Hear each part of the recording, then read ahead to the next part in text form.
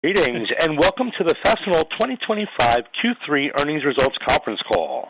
At this time, all participants are in listen-only mode. A question-and-answer session will follow the formal presentation, and you may be placed into question queue at any time by pressing star 1 on your telephone keypad. We ask you please ask one question and one follow-up, then return to the queue. If anyone should require operator assistance, please press star 0 on your telephone keypad. As a reminder, this conference is being recorded. It's now my pleasure to introduce your host, Dre Schreiber, Director of Investor Relations. Please go ahead, Dre.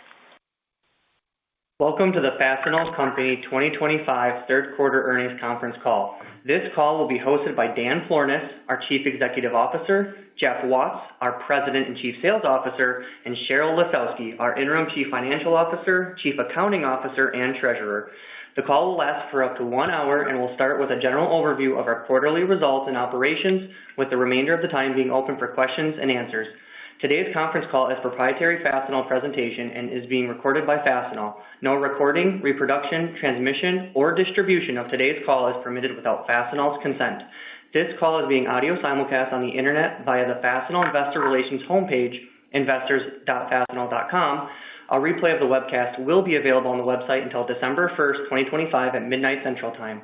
As a reminder, today's conference call may include statements regarding the company's future plans and prospects. These statements are based on our current expectations, and we undertake no duty to update them. It is important to note that the company's actual results may differ materially from those anticipated. Factors that could cause actual results to differ from anticipated results are contained in the company's latest earnings release and periodic filings with the Securities and Exchange Commission, and we encourage you to review those factors carefully. I would now like to turn the call over to Mr. Jeffrey Watts. Thank you. Good morning, everyone, and thank you for joining us today. To start, Q3 was a strong quarter, and more importantly, it was a consistent one, and we delivered double-digit growth, we expanded margins, and continued to gain share in a flat market. And that's not easy to do, and it speaks to the strength of our strategy and the execution of our teams. But before jumping into it, I'd like to extend a big thank you to our entire Blue team for their hard work this quarter. When I travel to branches and on-sites and DCs, I'm always struck by the pride and energy in our people, and I'm happy to say that the Fastenal's culture of service, the legacy Bob Kierlin left us, is alive and well. So to every employee, thank you for your focus and commitment. The work you do every day in front of our customers and behind the scenes, it's what's really driving this performance. Also, to all of our employees up in Canada, I just wanted to wish them a happy Thanksgiving, and I hope you're getting to spend some quality time with your friends and family. Now let's get started and turn to slide number 3.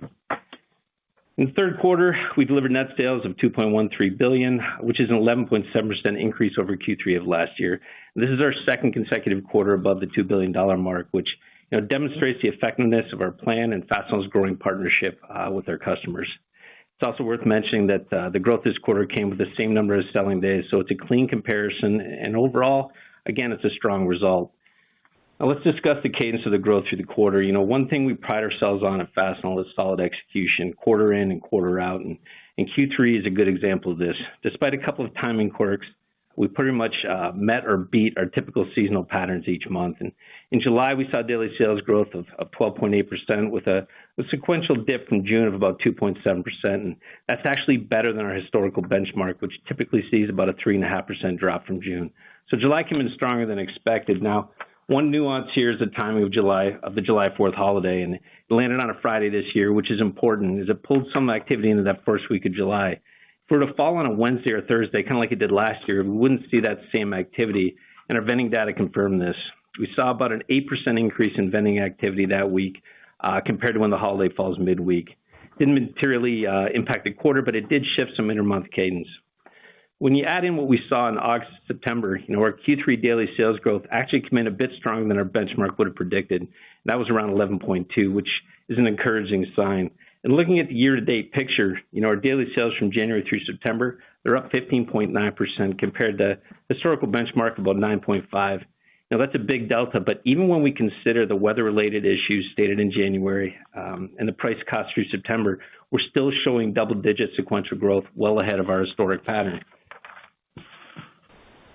I think the big takeaway is our underlying growth remains strong and steady. We have a phrase we use internally, plan the work and work the plan. And the team did exactly that in Q3, and it shows in the results. And when we're looking at where the growth came from, the broader market wasn't much help. The industrial economy remained sluggish, essentially flat. I think the PMI averaged about 48.6 in the quarter, which indicates contraction, but I think I'd characterize our growth as mostly self-help and market share gains rather than any particular macro lift. Pricing did contributed roughly 2.5 percentage points to growth, somewhere in that 240, 270 basis points, a bit lighter than we anticipated earlier in the year. But I think Cheryl's going to dive into this a little bit more detail later in the presentation. I would just add, though, that our team has done an excellent job communicating with customers on pricing. And, the one thing I hear consistently from customers is the appreciation of Fastenal's transparency and partnership in managing these cost changes. We're not just passing on increases. We're working side by side with their customers to find solutions or alternatives and efficiencies.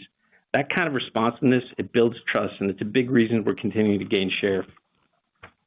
Aside from price, the rest of our growth, roughly 8 to 9 points, came from volume and share gains. And we saw meaningful wins with key accounts, a steady stream of new contract signings and deeper penetration in existing accounts. Our national accounts and on-site signings over the past year are now ramping up in revenue, and it showed this quarter. In fact, our national account sales, they were up double digits in Q3, slightly higher than the company, reflecting those new contracts really coming into fruition. And we turn to slide 4, in terms of our customer category results from our strategy. We continue to see success with large accounts. Our aim has been to deepen relationship with big customers, and in Q3 it showed. The number of active customer sites spending over $10,000 per month with us, those sites grew over 8.1%. And those spending over $50,000 per month, what we call on-site-like locations, the number of those sites grew at 15.4%. Those are significant gains in penetration. In fact, some long-standing customers are now utilizing us in more plants for more product categories than ever before. And I was just down in Texas for some regional VP meetings, and I had a regional tell me a story. A major manufacturer in his area has been a Fastenal customer for 20 years, just expanded Fastenal's program from 2 sites with them to 5 sites, essentially making us their primary supplier nationally. And that didn't just happen by accident. It was our team proving themselves and offering new solutions and new product lines. It's a great example of earning more with existing customers by enhancing our services. I also wanted to highlight the growth we're seeing in what we call non-traditional markets, and that speaks to expanding our total market. In the quarter, for example, our business with healthcare, education, government customers grew nicely, and our sales to warehousing and logistics companies, they were up significantly. These segments are outside of heavy manufacturing, and they help diversify our base. We've also signed several new on-site contracts with universities and school districts this year. It's an area we targeted after the pandemic. Those are now kicking in and contributing to growth and the resilience in our mix. Now, as Dan noted earlier in the year, institutions and warehouses, they might not boom like manufacturing, but they don't bust as hard either, I'm paraphrasing. So bringing them into the fold makes us a stronger company long term. The bottom line is our strategy is delivering. We set out to align the organization behind those 3 pillars: increasing sales effectiveness, enhancing our services, and market expansion. And in Q3, we can see tangible results: faster growth in our core product, fasteners, more spend from big customers, and entering the new pockets of business. Moving on to slide 5. When I look at slide 5, a few takeaways from me on this slide. The first is we continue to speak about alignment in our strategy, but most of that has been around just our sales departments. I think pointing out that this is a company-wide strategy, it's very important. And our fastener expansion initiative, is a good example of this. This was a company-wide effort, not just a product push, but a coordinated strategy across sales, supply chains, and operations. We improved availability in our DCs, we aligned our teams around some key SKUs, and most importantly, we made it easier for our customers to get what they needed. And the result, fastener sales grew over 15% in September, outpacing overall company growth. And it resulted in a meaningful lift in not just sales, but the gross margin as well. This is what company alignment looks like, and it's driving results. Second thing from this slide, for me, Q3 was a quarter of profitable growth. We achieved double-digit top-line growth in a soft market and converted to even faster bottom-line growth. Net income up 12.6%, EPS up 12.3%. Our margins expanded and costs were well managed, resulting in a 20.7% operating margin. That's really the scenario we aim for. The only cost of this success was really higher performance pay, and our team definitely earned that, and I'm definitely not going to get in the way of that. This combination of growth, profitability, and returns is exactly what we set out to deliver. It speaks to the strength of our strategy, and more importantly, to the execution of the Blue Team. It also gives us confidence as we head into the end of the year, knowing that we're growing the right way, profitably and sustainably, while creating value for our customers, our employees, and our shareholders. Now moving on to slide 6, which highlights our digital engines. This is an area where we've been investing for years, and in Q3 we saw continued momentum. We averaged about 110 FMI signings per day, slightly below last year's pace, but still an extremely strong level of activity. That's over 7,000 weighted fast bin and fast spend devices signed in the quarter, bringing our total installed base to over just under 134,000 devices globally, up 8.7% year over year. The sales through FMI technology represented 45.3% of our total sales in the quarter. This was 43% a year ago. And when you look at the daily sales through FMI, they grew just shy of 18% year over year, well above company average, and a clear sign that this program is not just expanding, it's accelerating. On the e-business side, we saw 8% growth in daily sales. This includes both e-procurement and e-commerce activity. Although this number is not where we want it, we believe the relaunch of Fastenal.com will help to improve this growth as we move into 2026. When you combine FMI and e-business, our digital footprint accounted for 61.3% of total sales in the quarter, and it reflects our long-term strategy to drive growth through technology, automation, and customer integration. And further, it really furthers our motto of growth through customer service. So before I hand it off to Cheryl, maybe a quick summary. We're winning with large customers. We're deepening customer relationships with technology and on-site, and we're aligning around the right priorities. We did it by investing in the right things, our customers, technology, and the development of our people. I'm very proud of the teams and how they've embraced and executed the strategy over the last year. And I believe we're really starting to fire on all cylinders. We're aligned, we're adaptive, and we're customer-driven. With that, I'll pass over to Cheryl. Thanks, Jeff, and good morning, everyone. Now I'll turn to slide 7. Sales in the third quarter of 2025 were up 11.7%. That's our strongest quarterly daily sales rate since the first quarter of 2023.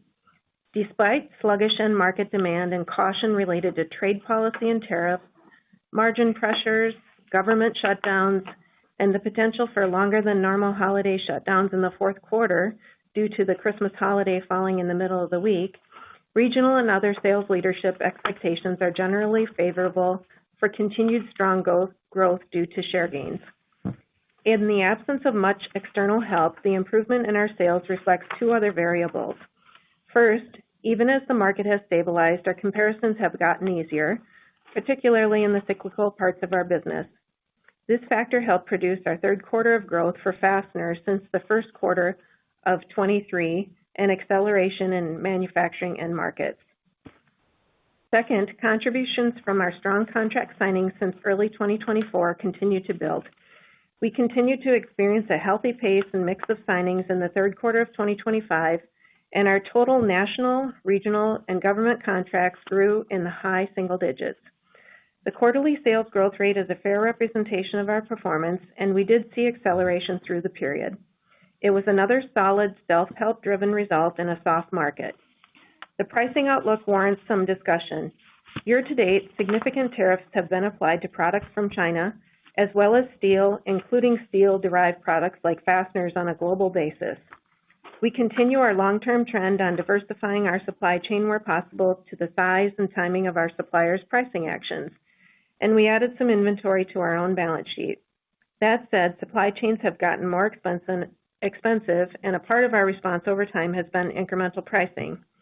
We have been proactively engaging with our customers for several months. We measured price on the sale of identical parts to the same customers in both periods.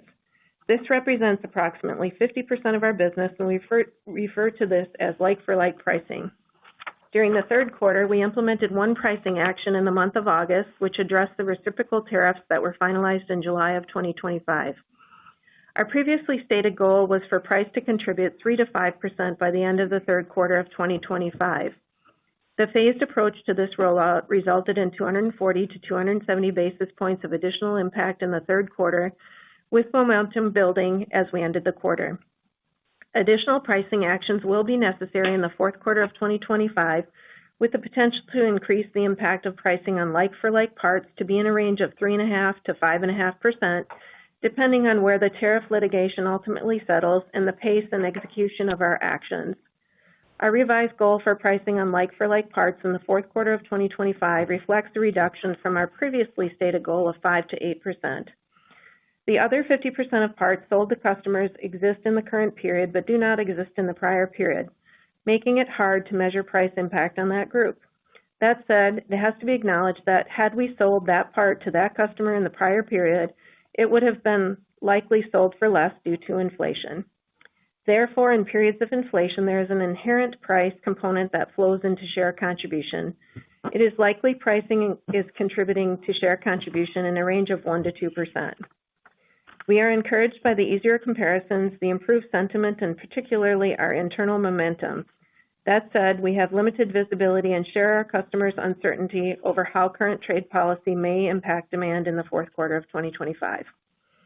However, Fastenal has historically been able to win market share during periods of disruption on the strength of our nimble sales, our frugal and adaptive culture, and the weight of the technologies and global supply chain resources we can apply to finding solutions to customers' challenges.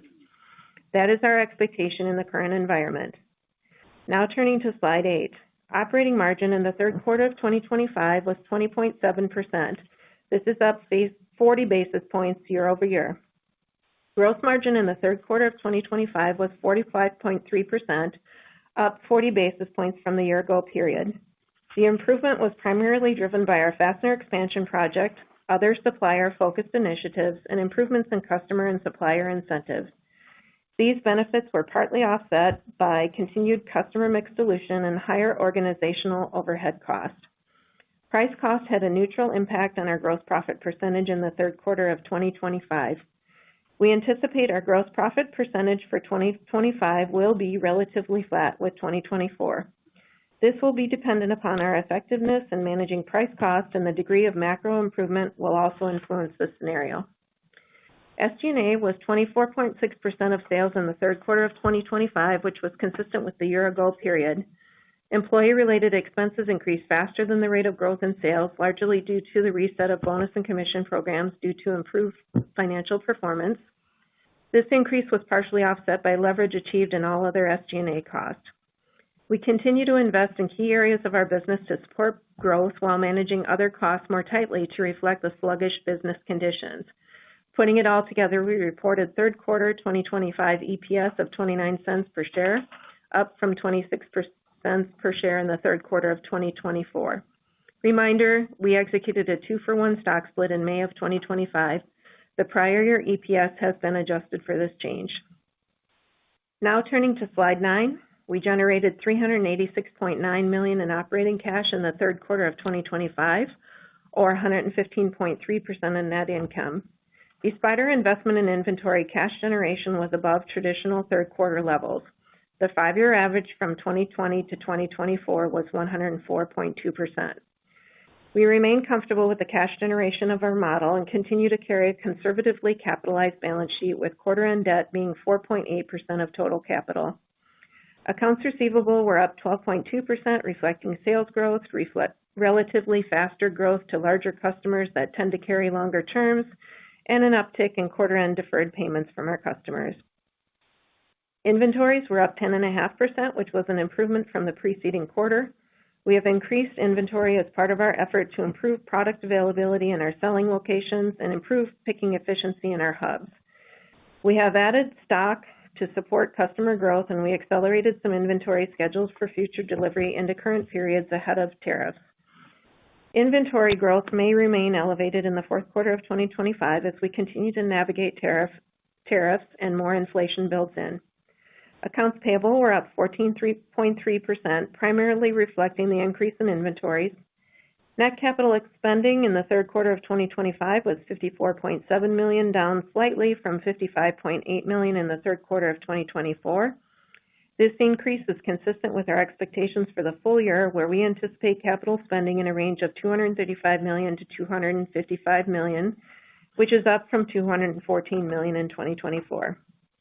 This increase is from higher FMI device spending, distribution center outlays to reflect spending on our Utah and Atlanta hubs, and automated picking additions across our hub network, higher IT spend, which includes projects aimed at developing additional digital capabilities, and higher spend on vehicles. The increased spend was partially offset by an increase in proceeds from sales of vehicles and properties. With that, I will turn it over to Dan. Thanks, Cheryl, and good morning, everybody. And, I was sitting there thinking as Jeff and Cheryl were talking, what's kind of nice for me right now is we put up a great quarter, and Jeff and Cheryl a few quarters ago would have been really nervous about what they just did. I think they did a wonderful job talking about the quarter, talking about where we're going, and giving insight to our shareholders on the call, as well as our employees on the call. I think as I was reading through some stuff last night, a few things dawned on me. One was, it was 10 years ago today that we put out the third quarter of 2015. And, the PMI was plus 50.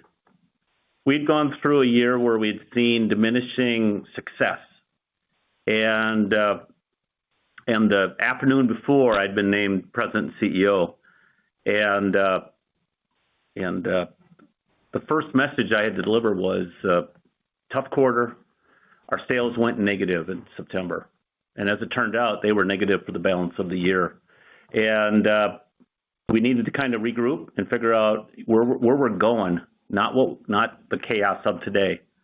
And there were some simple themes that began to emerge when we settled down. It's great organization, great capabilities, great people, but we lost our way a little bit. Some other things that emerged over time was the idea of thinking big about where you're going, taking steps towards the future, being willing to change and never cling to the past because it's comfortable and safe. Figure out where you're going and get there. It eventually chimed into some mantras. Find great people, ask them to join, give them a reason to stay. And Jeff just introduced a new one. I liked his phrase. Plan the work the plan. I don't know if that's a Canadian thing or a hockey thing. I don't think it is there with growth through customer service, but it's pretty darn good, and I love it. I would like to say thank you to the Blue team for the quarter we just put up. Frankly, the last two quarters we just put up. It was nice having a couple quarters above $2 billion where we're enjoying growth again. But I would like to give special mention to several people. To Bill Drazkowski, thanks for thinking about the organization first and stepping into the role of leading our national accounts, our contract sellers team 2.5 years ago. A big part of the turnaround is the work of your team in collaboration with the network they serve. To Casey Miller, thanks for taking a big load on your shoulders when Bill stepped out of his role. I'm glad we were able to add some resources here in the last 3-4 months to assist the effort. But thanks for everything you've done. To Tony Boersma, thank you for the improvements we've seen in our supply chain over the last 1.5 years. It helped us tremendously navigating the tariffs of 2025 because it gave us a little bit of a cushion to make mistakes, or as we did here in the third quarter, to delay a pricing action because of some uncertainty going on with, okay, what are the courts going to do? What's going to happen next? Heck, even over the weekend there was some noise about what's going on. But the work of our supply chain team gave us a little wiggle room in which to navigate. And then finally to Jeff Watts, he stepped into a role. The first thing you did is you got our sales team pursuing a common goal. Challenge us to maybe stop being stupid some of the time on the things we were doing, and remember, we all serve our customers and we serve each other. Nobody serves us. It's never about us. It's never about I. It's about the customers and the market we serve. I did like the other quote Jeff had in his prepared remarks: drive growth through technology. A decade ago on that call, we couldn't have made that statement because we didn't have a technology to present. We didn't have a technology team to present. And my compliments to John Soderberg on your efforts of the last decade to get us to where we are today and the resources we have to assist our sales team.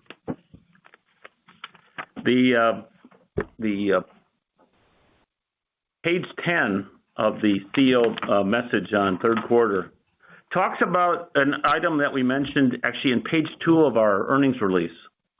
If you look at page 2 of the earnings release, we've historically talked about 3 categories of products: fasteners, safety, and other. Within fasteners, we further break it down to OEM fasteners and MRO fasteners. We started doing that some years ago, and we did it by guesstimating the mix. We didn't have great reporting to tell us, but we did know that if it's a manufacturing transaction and we aren't charging sales tax, it's an OEM fastener. And so in there, you'd see about 19.8% of our sales are an OEM fastener. That's really predicated on looking at the U.S. business and estimating it. On page 10 of the flip book, what you see is our folks, we have better reporting systems now, and we can look at things differently, and we can look at it globally rather than, kind of faking it because we're looking at non-tax sales. That 19.8 is actually 20.9, and that's looking at it globally. In places like Mexico, bring the average up. And as we've gone through the year, one of the things we've talked about is our Americas business outside the U.S., particularly our business in Mexico. It's having a tough year. That business is more heavily skewed towards OEM business, especially OEM fasteners, than the rest of the company. And when you have a sub 50 ISM, it beats them up. But we have great people down there doing great things, and I know we're building for the future, and that future will shine through. What we learned in this process of really going through, we wanted to understand the non-fastener business because we had no visibility of that in the past. If you'd asked me 6 months ago, what percentage of our business do you think is OEM? I would have said, it's probably about 30%. And the difference between the 20 and the 30 would be about half it would be metalworking and abrasives, and half it would be everything else. As you can see from the information here, I was woefully understated in my number. And so as we move towards year end and in each of the steps between now and then, an ask I have of the analyst community, when you're having conversations with Cheryl and Kevin about our monthly sales, about the follow-up to this call, challenge us on what you want to see from this information.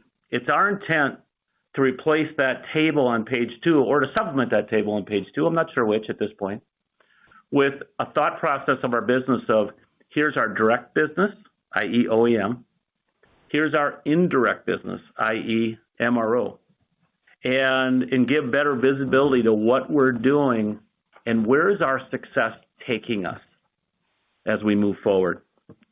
Speaking of move forward, we can switch over to the questions. I've used up my 10 minutes. And as mentioned, please limit your questions to 1 with a follow-up. Thank you. Thank you. We'll now be conducting a question and answer session. If you'd like to be placed into question queue, please press star 1 at this time. You may press star 2 if you'd like to remove your question from the queue. A confirmation tone will indicate your line is in the question queue. And as another reminder, please ask 1 question, 1 follow-up, then return to the queue. Our first question is coming from David Manthey from Baird. Your line is now live. All right. Thank you. Good morning, everyone. My question is on pricing out of the gate here. So the gross margin looked good, assuming there's no issue with you passing on price. But with the pricing being below expectations, I was wondering if you could just talk about the mechanics there, the hows and whys that is panning out slower than you originally thought. Dave, good morning. As I mentioned, when we were stepping into the quarter, we thought our cadence would be a little different than it played out. And, every time we have a conversation like this, we're answering based on what we know at that point in time. And as you know, it's a pretty fluid environment. We ended up delaying it about 30 days, our third quarter step. And in doing that, 2 things happened. Obviously, the benefit or the impact on the quarter is muted. And however, by delaying it 30 days, I think we had better discussions with our customers. We had better options for them to have. I believe when you're pushing things too fast, you kind of negotiate differently. You have discussions that are different. And there's probably some territory you'd cede in that discussion that 30 days later, when you have a little more insight and can have a more thoughtful conversation, you're probably more effective at your pricing, but more importantly, you're more effective at providing counter options to avoid part of the price through substitution. But it did slow down our cadence in Q3. As we step into Q4, as Cheryl mentioned, we've lowered that number a little bit. Part of it, when we gave that number for Q4 in the July timeframe, part of it is, you're doing the straight line look, and you don't really know what it is. The only difference between now and then is we know what we know now, and that is it's going to be a little bit lower than we thought. Which frankly is a good thing, because it tells me we've probably put in more substitutions in place. And I cautioned in July about we might get a little bit of margin squeeze in the third quarter. Part of the reason for putting that message in the call is I thought it could happen, and I wanted every one of the Fastenal employees to hear it.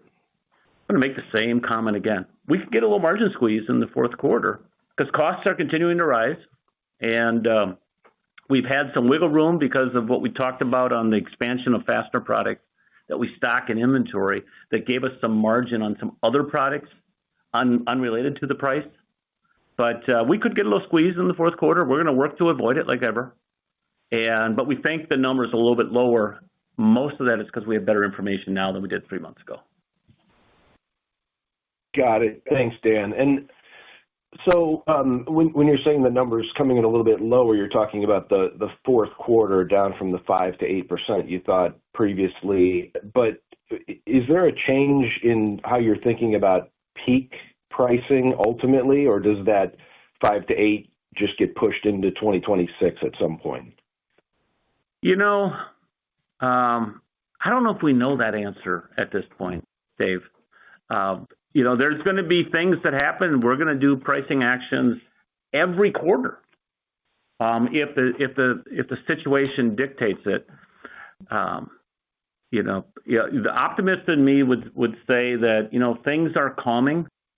We had an economist come in and talk to our board the other night, and she was running through some of that stuff and talking about what their expectation is coming into 2026. And you know how it is. You ask 10 economists a question, you're going to get 12 opinions. But I think there is a feel, and I think there's a political will let's get some of this stuff calmed down. Obviously, over the weekend there was some noise going different directions. We'll see how that plays out as we move into November. The optimist in me would say maybe the point we get to as we exit the year is the point we've gotten to. And now the real challenge is the fatigue on pricing is there. Doesn't mean there won't be some price changes after the first of the year, because I believe there will be. And there might be some that didn't agree to a price change 3 months ago or 6 months ago that we have to go back and have that discussion again. Hopefully, the end result is we're better at pivoting sources of supply and the products served, because I believe we're better at that than our peers because we have direct conversations with our customers and we have great line of sight to supply chain. Thank you. Next question today is coming from Ryan Merkel from William Blair. Your line is now live. Hey, everyone. Thanks for the question. I wanted to start with the bonus reset. Can you just explain why was the bonus reset so much larger in 3Q versus 2Q? So there's a few aspects to that. One is the part of its bonus reset. In early August, when we had after we'd gotten the July numbers, we had a bit of a discussion with our leadership team that said, "Hey, SG&A is getting ahead of where we need to be," and there's a number of things that kick in. In fact, this morning we always have a call at 7 a.m. with our leadership team, and Cheryl runs through some analysis she provides for our board and shares it with our leaders. And in that discussion, I was doing some ad hoc calculating, and for the Fastenal leadership listening, I was wrong on my ad hoc because I was doing it on the fly.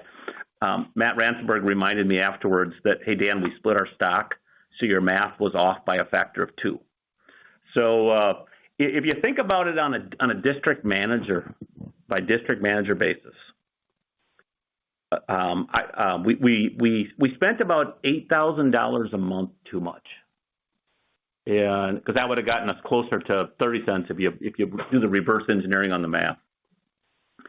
And our district managers have been under incredible pressure for the last 2 years to manage expenses. They probably had some pay increases they needed to do. And there's probably some pay increases that were occurring as we were going through. I'm talking about base pay that were going through the year. And we probably underestimated that a little bit as we went through the second quarter and we were realizing more success. There was also some changes that we talked about on some pay programs we were making. And those programs center on the field, and they center on at what line you're measuring for pay purposes. Are you measuring at the sales line, the gross margin line, the operating margin line, what we internally refer to as the ROA, which is our internal P&L and asset document. There was a little bit more of an impact from some of those changes because we were discovering success than maybe we estimated. And then, but the final mechanical piece is we have a lot of programs that are linked to performance of P&L growth, and we pay out a meaningful piece. And you know how our proxy works. We all get a piece of the earnings growth. We had a few more months of success because we have better participation across the network. So you had a few more district managers that programs are kicking in, district where programs are kicking in. And we underestimated the number a little bit. If there's nothing in there that I'm going to lose sleep over other than cautioning everybody in August to slow that down, because it doesn't do anything for Q3. It really doesn't do much for Q4.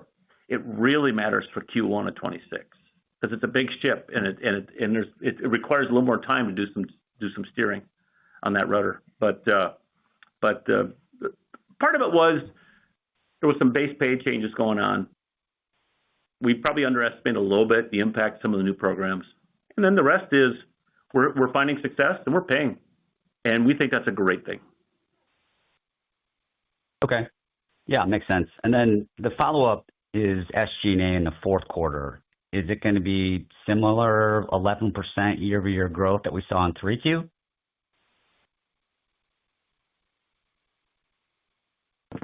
Tell you what, I'll defer that a little bit to some of the follow-up questions when you're going through your model. But we anticipate from the profit growth perspective that will continue to kick in until we anniversary that as we move into the second quarter of next year. But you're going to see similar expense growth what you're thinking. Thank you. Next question is coming from Tommy Moll from Stephens. Your line is now live. Good morning, and thank you for taking my questions. Good morning. I want to start off with a question on demand. Clearly, the broader market conditions remain sluggish. You've called out trade and policy uncertainty as reasons. I'm curious what you're picking up from the field. Does it seem like if we had greater policy uncertainty, there's some pent-up demand that can unlock relatively quickly? Or is it more, we're already talking about calendar issues in December, production plans feel pretty well set, and even best case, we're probably talking about a 2026 potential tailwind here. Thank you.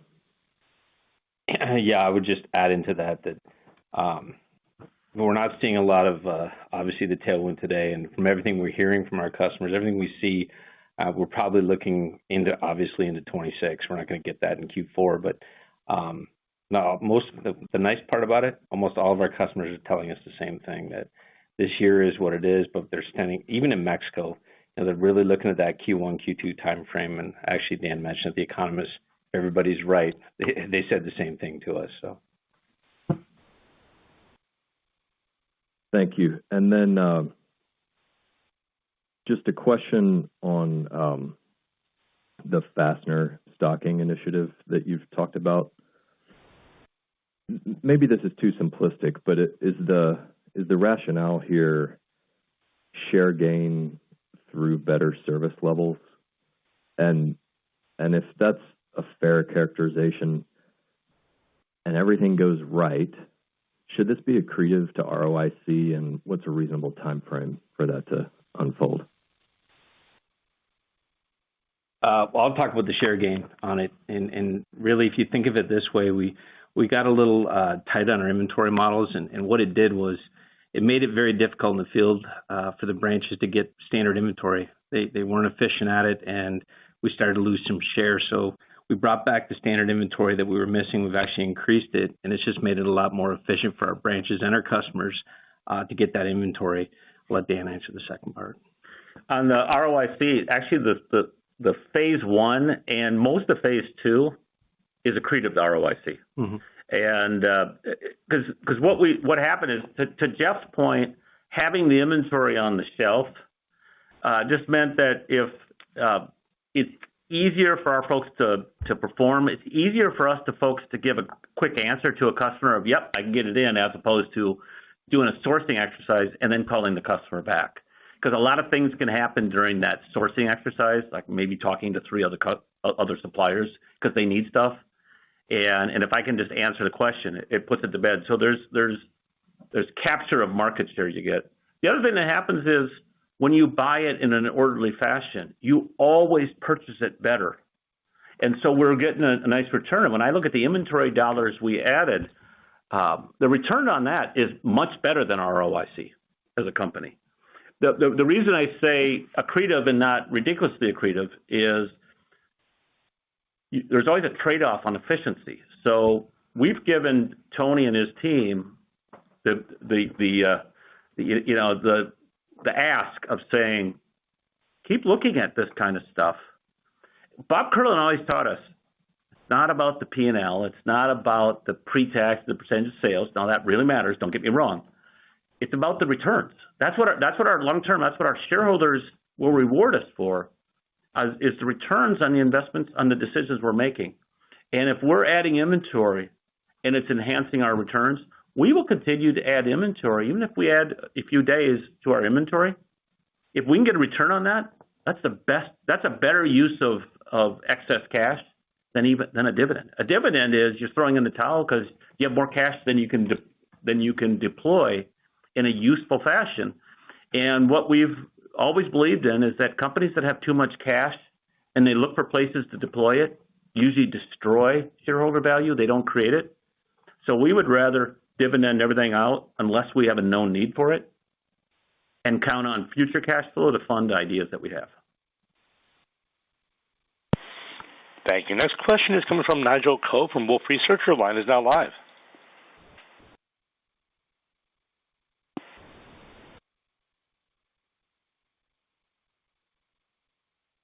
Kevin, I don't know about you, but I'm not hearing you. Nigel, your line is now live. Hello. Let me recall Nigel. 1 second, please. Nigel, your line is now live. Hello, can you hear me? Yes, please proceed. Okay, great. Good morning, guys. Sorry about that. Not sure what happened there. Dan, can you maybe just expand on the price fatigue comments? I mean, I don't think it's particularly surprising, but I'm just wondering, is this really just the uncertainty around tariffs? And you mentioned the kind of litigation around that. So is there sort of a pickup in competition here, and you're seeing some of your competitors are not pushing through price, perhaps? Our competitors are pushing through price. The marketplace is pushing through price. We actually prefer not to push through price. We prefer to push through growth. We prefer to have conversations about technology we can employ to your point of use that lowers your consumption, expanding the universe of what we're selling. The price conversation is only about costs are going up in your supply chain, and price is how a customer realizes that. And so we've always been reticent. On the flip side, we have great line of sight to our needs, and we have open, candid discussions with our customers about what's happening in their supply chain, and that price is part of it. The biggest, I think, complexity to the conversation is things like, what's the court system going to say about it? What's the pivot in the political wind of chaos or has it settled down, it isn't so much what the prices reset to. It's, are the prices done resetting? So customers can make decisions about what they want to do because they know the economics of what they want to do. And in the meantime, what happens is you get kind of a pause. And I think that shines through in the comments the economist said to us, and Jeff was alluding to, is that, customers are doing what they need to do, but they aren't necessarily doing more than they need to do because they aren't building for the future because they're not sure what their cost structure is going to be and if they want to do that thing. But the price fatigue is, we all get tired of talking about that because we'd rather talk about growth. Yeah. Okay. Thanks, Dan. That's really helpful. And then just a quick one, maybe for Cheryl. Can we just put some boundaries around 4Q gross margins? I mean, Dan, you mentioned the potential for a little squeeze in the fourth quarter. I'm just wondering if there's any sort of more refined comments around that. Yeah. So in the fourth quarter, we are expecting that we'll see a drop in our gross margin, which is consistent with quarter four performance historically. But we are still targeting that we will be flat on our gross profit percentage for 2025 when compared to 2024. And that's really driven by the fastener expansion project promoting our gross margin. If somebody would have asked me in January with all the chaos going on, what's a win in 2026? I would have said getting our growth to double digit as we move through the year. And if we can maintain a gross margin, a flat gross margin in this environment, I think that's a huge win. And part of that was I didn't appreciate how chaotic the year would be on tariffs. I don't know if any of us really did. And secondly, I knew mathematically how much the fastener expansion could help us, but knowing mathematically how much it's going to help and realizing that in actual activity aren't always the same two things. Thank you. Our next question today is coming from Stephen Volkmann from Jefferies. Your line is now live. Great. Good morning, everybody. Dan, maybe can we go to your slide 10? And I'm curious how you use this data. Is this percentage something that you're trying to manage to either grow it faster or not, I guess, to the overall business? And I'm curious if there's any, I'm assuming the margins are higher in this area, but any commentary there would be great. Actually, the margins in direct materials are lower, but your cost structure is lower because it's planned activity. Here's how I use it, and I'm going to think out loud. And Stephen, thank you for that question, by the way. But I'm going to think out loud. So if you're writing these down, use a pencil instead of a pen, because as the information becomes more available to you and, frankly, to us, some of these things might be conceptually dead on, but they may be off by a little bit. So when I think of the PMI going sub 50 in November of 2022 and our business falling off as we got into the second quarter of 2023, there's obviously a cause and effect there. And the PMI and the industrial production subset of information that we've historically talked about internally, when I look at that,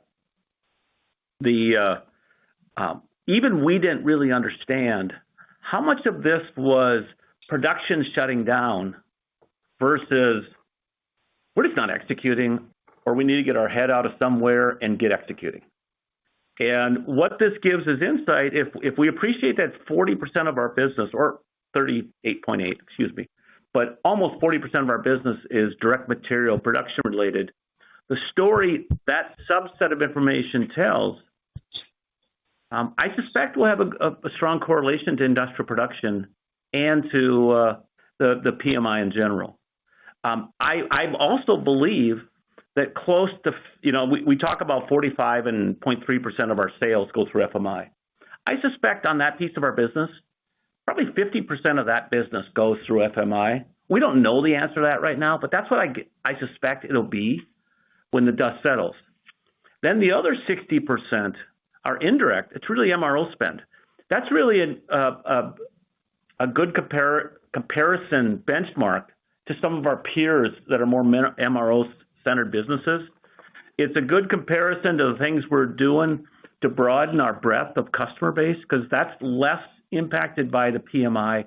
It's impacted, but less so as far as industrial production as well, because 8% of that business is going into supplying e-commerce distribution. 8% of that business is going into the government and sector where we're supplying their needs, and it really has nothing to do with PMI. And we believe of that 60% that's indirect, we believe about 40% of that is going through FMI. So if you meld those two together and do your math, it's about 45 is the mix. Now, time will tell if Dan is full of it on that, and if the numbers come in a little bit differently. We'll learn that in the weeks and months to come. And as we learn that in November with our monthly release, we'll put out some insight on it. If we learn some new things in December, or in November, we'll put it out with our December release, and then talk about it a bit more in January and a bit more in our annual report. Because our goal is to provide you with better information for understanding our business, where we're discovering our success, where we're struggling, and are the factors of struggle internal, i.e. execution, or external. And we're going to focus on growing our business long-term, always. But we think it provides better insight than purely, hey, here's fasteners and here's everything else. Great. Okay. Thanks. That's helpful. And maybe from long-term to super short-term, anything in October to call out relative to how we should think about top line for the fourth quarter? Whenever I use October on the 13th of the month, I'm always wrong. So I'll defer that to our release in early November. Thank you. Next question today is coming from Chris Snyder from Morgan Stanley. Your line is now live. Thank you. I wanted to follow up on the conversation about price. Is there any impact here from that the producers are maybe just pushing less on you guys than you thought previously? Or when we kind of see, the Q4 step down, is it just that the company is comfortable being underwater for maybe a short period of time on price cost? And does that tell us that it's getting more competitive in the market? Thank you. We're never comfortable being underwater in price cost. Sometimes that happens. We're never uncomfortable. If we're growing double digits, we don't like our incremental margin to be below 25. But I'm not going to lose any sleep over this quarter where we're closer to where we're at essentially 24. I don't think here's what I'd like to think, but this is me just giving an opinion, and that and $3 to buy a cup of coffee at Quick Trip in Winona. But I believe our duty to our customers is to push back on supply base. Now, in the case of things like tariffs, that's a mechanical thing. Now, we can push back on our supply base and get price concessions or cost concessions, but potentially, or we can move business to other geographies and avoid some of the tariffs. But there's trade-offs. You might be paying more to save tariff, and that more might be in the cost of the product. We've diverted product going directly into Canada, so it doesn't come through the U.S. and get the toll coming through the U.S. But it's more expensive for us to break shipments down and divert it to the west coast of Canada and bring it in that way. But that might be 8% more expensive, but if tariffs are X or multiples of that, you choose to do that because it makes the most sense. I would like to think that producers also realize that if you use tariffs as a means we're very, very surgical with our tariffs. Some companies aren't so surgical. They're just like, hey, we're just going to raise prices X to everybody. And when somebody does that, a supplier of ours does that, we'll say, you know what? You can set your pricing where you want to set it. The marketplace is going to decide where it wants to source its product. And if you're not being surgical, we're going to punch you in the face, and we're going to take that product sourcing somewhere else. And I'd like to think some of those activities, and I'm not being literal with that comment. I like to think some of those activities causes pause of our supplier base to, the old adage, pigs get fed, hogs get slaughtered. Don't be a hog. Figure out what you need surgically by product based on cost components, but don't do a broad brush on this. And perhaps you're seeing some of that, but we will never be comfortable with price cost being anything but neutral.